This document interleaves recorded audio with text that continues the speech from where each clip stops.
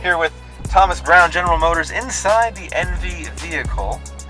This is awesome. We were lucky enough to get accepted and invited to this thing, so I'm pretty excited about that. And then seeing these things in action, they're phenomenal. Yes. I like this. Now, you are.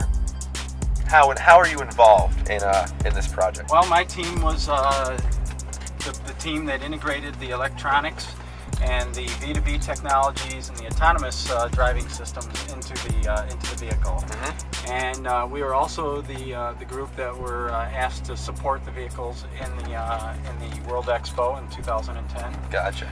And that meant anything and everything from a support standpoint. Totally. Logistics to repairing them to taking them on the road and showing them off in different venues to driving them, test driving them, and everything else concerned. Gotcha.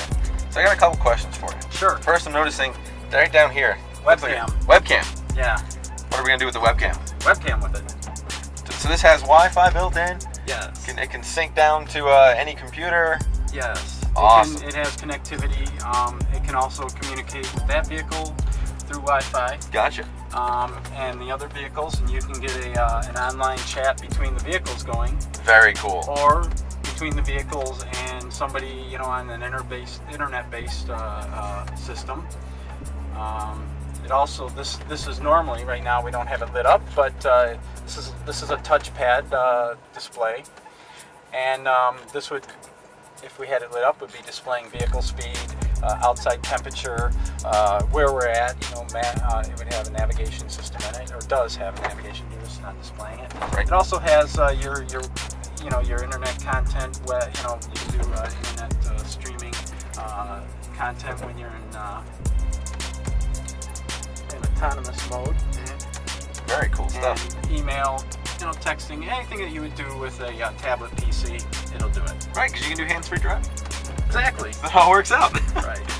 So, I gotta know, I know you guys work on these things all the time, You become maybe a little bit less excited about it as other people would. What are you most excited about this project? What feature makes you excited? What one feature? If you could pick one thing, you're like, oh man, I'm so excited that this thing has this. What would it be?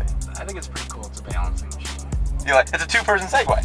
Yeah, I think that's pretty cool. I'm also pretty excited about the V2V technologies that are in it. Definitely. That the vehicle can talk to the vehicles around it. That's pretty cool stuff. Definitely. So I gotta ask, from outside we hear the clicking Which clicking? from all the vehicles. Is that the sonar? Ultrasounds, yes. Okay, that's what we figured. When we first started working with them, it was like the most annoying thing to listen to in our shop. You get 2 or 3 of these things sitting in our shop all day long, and now I've just tuned it out. Now you don't even hear it, yeah. Yeah, I just tune it out, and people go, "What is that noise?" I go, "What are you talking about?" "That noise, it's clicking noise." I go, "I don't know what you're talking about." Yeah. That noise. Anyhow, any questions? Any good questions?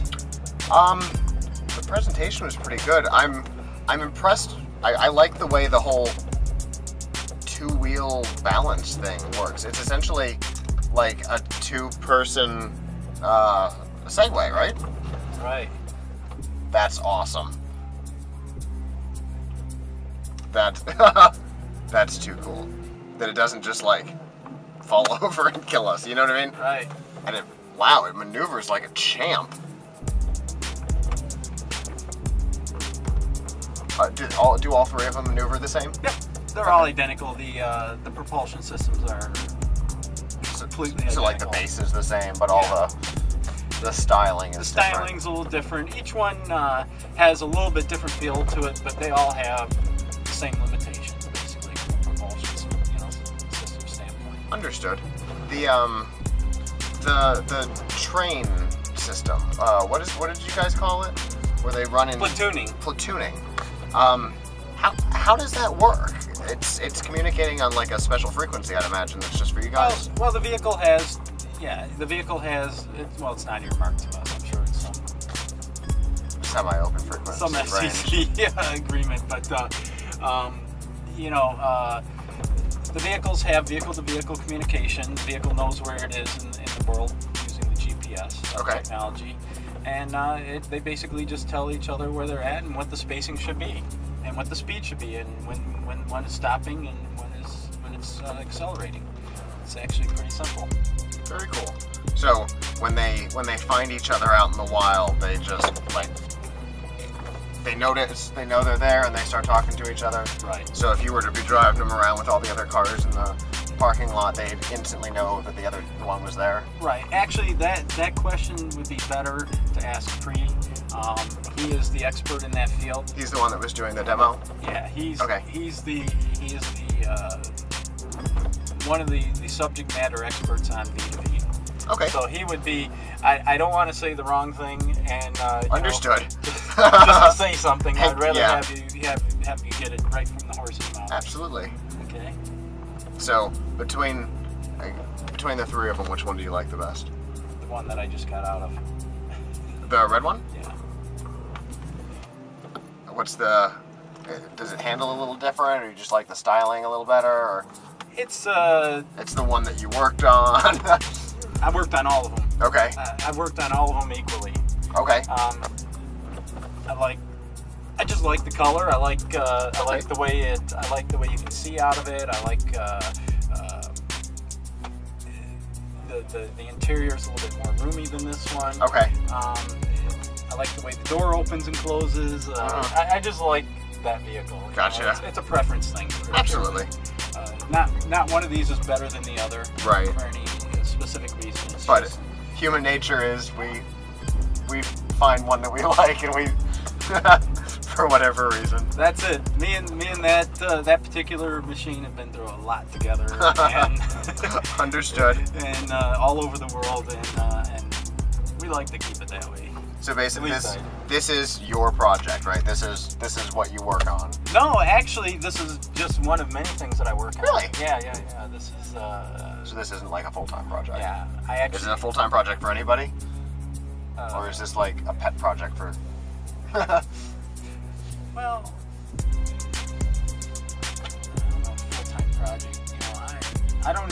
Chris Bronyberg is the director of AM. That's responsible. The guy in the red? Yeah. Okay. Nicest guy in the world. We've spoken to him a little bit so far. He seems like a very nice person. Yeah, very, very great guy to work with. I don't work for him. I work with him.